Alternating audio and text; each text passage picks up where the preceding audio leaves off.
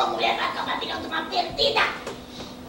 Ela tem quem cuide da honra dela. Meu irmão, antigamente você era um galo.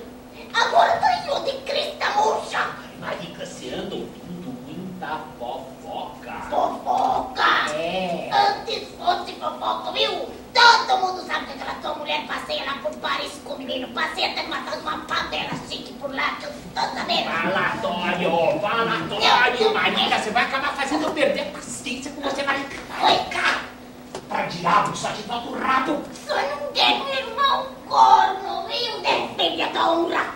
Que honra que eu vou ter na cadeia. Não tô falando pra matar tua mulher. Não. Ah, ela vai voltar, viu? Que as pernas levam a barriga atrás. E quando ela voltar, você senta a mão nela. Tá, pra daí ela se virar contra mim, né? Surra não adianta de nada. O certo mesmo era matar ela. Você quer a minha desgraça. E nem se importa se eu acabar na forca. Tá bom? Tá bom. Se você prefere assim. Meu irmão, não. Meu coração sangra por você, Pedro. Quando ela voltar, você senta a mão nela. Ai, Marica, que calabouço sombrio, pra onde tá me mandando essa tua provocação perversa? Triste dia que você nasceu, viu? Nunca mais eu tiro luto se você fizer o que tá planejado. Prefiro te ver morto que te ver afiando uma faca. Advent, cuidare peccata mundi.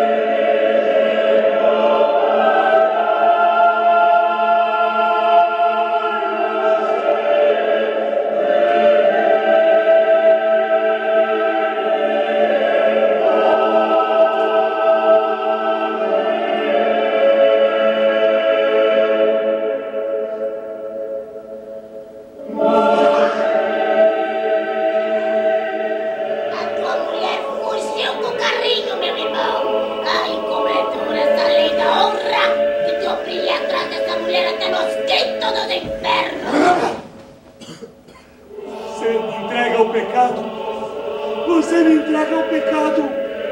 Você me entrega o pecado!